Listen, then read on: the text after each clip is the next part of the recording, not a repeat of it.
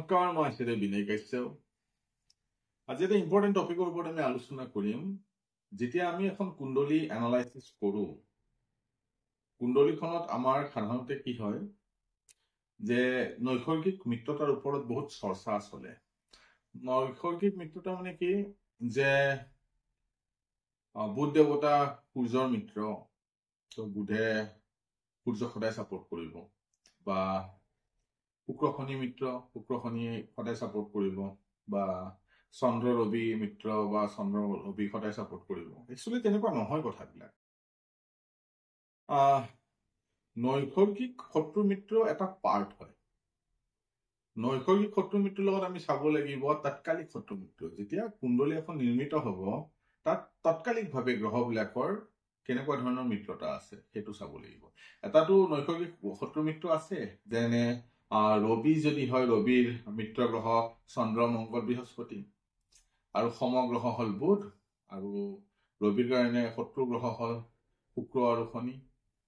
ঠিক তেনেকে চন্দ্ৰৰ মিত্ৰ গ্ৰহ হল বুধ আৰু ৰবি, আৰু সমগ্ৰহ হল মংগল, বৃহস্পতি, শুক্ৰ, শনি, আৰু চন্দ্ৰ দেৱতাৰ কোনো শত্ৰু গ্ৰহ নাই। চন্দ্ৰই কাকো শত্ৰু বুলি নাভাবে।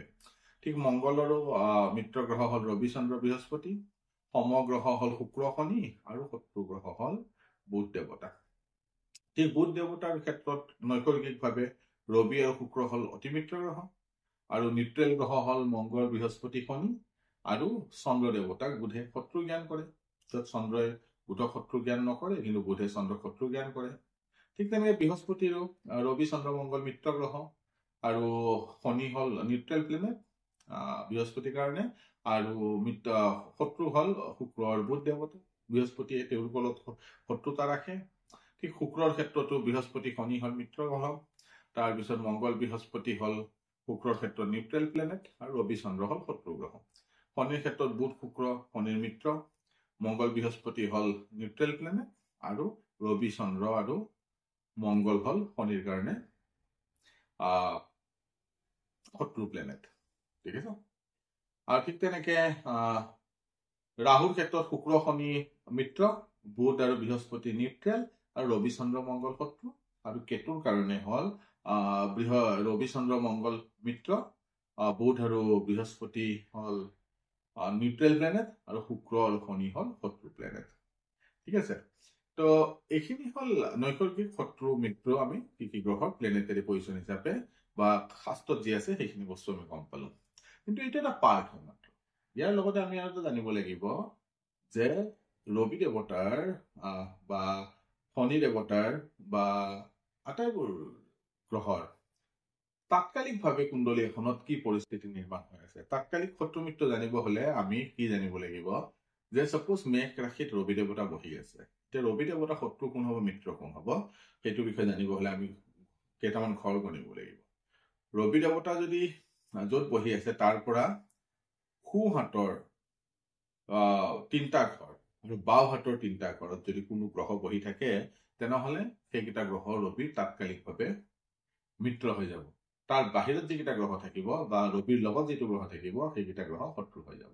উদাহৰণ হিচাপে যদি লয়, সাপোজ মেষ ৰাশিত ৰবি দেৱতা বহি আছে। এতিয়া বৃষ ৰাশিত, মিথুন ৰাশিত আৰু কৰ্কট ৰাশিত, আৰু ইফালে হল মীন ৰাশি, কুম্ভ ৰাশি আৰু মকৰ ৰাশিত যদি কোনো গ্ৰহ বহি থাকে, তেনেহলে ৰবি দেৱতাৰ এইটো তাৎকালিকভাৱে মিত্ৰ হৈ যাব, আৰু বাকী গ্ৰহ যিবিলাক সেই ঘৰটোৰ বাহিৰত থাকিব সেইকেইটা শত্ৰু হৈ যাব। এই দুটাক কোৱা হয়, এইটোক কোৱা হয় তাৎকালিক শত্ৰু মিত্ৰ। আৰু এই নৈসৰ্গিক আৰু তাৎকালিক শত্ৰু মিত্ৰ এই দুটা যেতিয়া আমি লগ লগাই দিম, তাৰ পৰা আমি কিছুমান বস্তু গম পাম যে গ্ৰহ এটা মিত্ৰ হব নে অধিমিত্ৰ হব, নে নিউট্ৰেল হব, নে সম হব, নে শত্ৰু হব, নে অধিশত্ৰু হব। এই 5টা ছেগমেন্ট আমি ক'ত চাব লাগিব? পঞ্চধা মৈত্ৰী। পঞ্চধা মৈত্ৰীটোহে কুণ্ডলী এখন যেতিয়া এনালাইচিছ কৰিম, পঞ্চধা মৈত্ৰীটোহে ইম্পৰ্টেণ্ট। ইয়াতে না নৈসৰ্গিক শত্ৰু মিত্ৰ ইম্পৰ্টেণ্ট, না তাৎকালিক শত্ৰু মিত্ৰ বহুত ইম্পৰ্টেণ্ট। এই দুটা লগ হয় যিটো শত্ৰু মিত্ৰ ওলাব, সেইটোহে কুণ্ডলী এখনৰ কাৰণে এনালাইচিছ কৰা দৰকাৰ। সাপোজ তাৎকালিকভাৱে শনি দেৱতা ৰবি দেৱতাৰ শত্ৰু মিত্ৰ, ক্ষমা কৰিব। সাপোজ তাৎকালিকভাৱে ৰবি য'ত বহি আছে তাৰ পৰা এক ঘৰ আগত শনি বহি আছে, তাৰমানে তাৎকালিকভাৱে শনি ৰবি মিত্ৰতা আহিল। কিন্তু নৈসৰ্গিকভাৱে এইটো শনি আৰু ৰবি দেৱতাৰ শত্ৰুতা আছে। তাৰমানে নৈসৰ্গিকভাৱে শত্ৰু আৰু তাৎকালিকভাৱে মিত্ৰ হোৱাৰ কাৰণে শনি দেৱতা পঞ্চধা মৈত্ৰীত নিউট্ৰেল প্লেনেট হৈ যাব। ইয়াতে শনিৰ দশা বা অন্তৰ্দশাত না ৰবি দেৱতাক শনিয়ে ছাপোৰ্ট কৰিব না কোনো হাৰ্ম কৰিব। শুক্ৰ আৰু শনি যদি আমি কুণ্ডলী এখন এনালাইচিছ কৰিব লাগে, সাপোজ শুক্ৰ আৰু শনি য'ত বহি আছে, শনিৰ পৰা শুক্ৰ দেৱতা এক ঘৰ আগত বহি আছে, ঠিক আছে। শনিৰ পৰা ছেকেণ্ড হাউচত শুক্ৰ বহি আছে। এতিয়া আমি গম পাম যে নৈসৰ্গিকভাৱেও শুক্ৰ আৰু শনিৰ মাজত মিত্ৰতা আছে আৰু তাৎকালিকভাৱেও মিত্ৰতা হৈ গ'ল। তাৰমানে ইয়াতে শুক্ৰ আৰু শনি অধিমিত্ৰ হৈ গ'ল। অধিমিত্ৰৰ কাম কি? যেতিয়া শনি আৰু শুক্ৰৰ দশা অন্তৰ্দশা পৰিব বা ট্ৰেনজিট আহিব, তেতিয়া লাগাতকৈ বেছি ভাল ৰিজাল্ট জাতক বা জাতিকাই পাব। ঠিক তেনেকে শুক্ৰ আৰু শনি দেৱতা নৈসৰ্গিকভাৱে যদি মিত্ৰ হয়, তাৎকালিকভাৱে যদি শত্ৰুতা হয়, তেনেহলে কি হব? ইয়াক পঞ্চধা মৈত্ৰীত ইয়াক নিউট্ৰেল বুলি ধৰা হব। মনত ৰাখিব, যিকোনো এখন কুণ্ডলী অধ্যয়ন কৰিব হলে আমি পঞ্চধা মৈত্ৰীটোক গুৰুত্ব দিয়া দৰকাৰ। নৈসৰ্গিক আৰু তাৎকালিক মৈত্ৰী দুটাক লগ লগাই যিটো ৰিজাল্ট আহিব সেইটো পঞ্চধা মৈত্ৰী বুলি কয়। আৰু পঞ্চধা মৈত্ৰীয়েহে কুণ্ডলী এখনত ৰিজাল্ট দিব।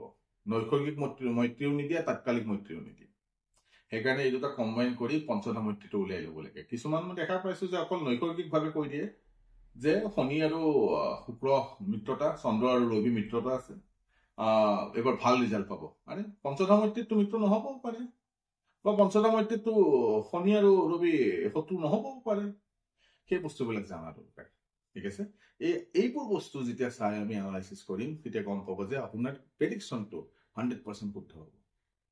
সেইকাৰণে অকল জ্যোতিষ শাস্ত্ৰত এটা পোৰ্চন চাই যে আমি এনালাইচিছ কৰিম তেনেকুৱাও নহয়, গোটেই পোৰ্চন চাব লাগিব। তাৰ কাৰণে কিছুমান মানুহ আছে নিজকে কলেও বেয়া পায়, সুধিলেও বেয়া পায়, কলেও বেয়া পায়। এনেকুৱা মানুহ মই মোৰ পাৰ্চনেল ভাৱেও লগ পাইছো যে মই জানো, বাছ হৈ গ'ল, মই খুব জানো আৰু মোক প্ৰশ্ন নকৰিবি, বাছ সেইটো কথা।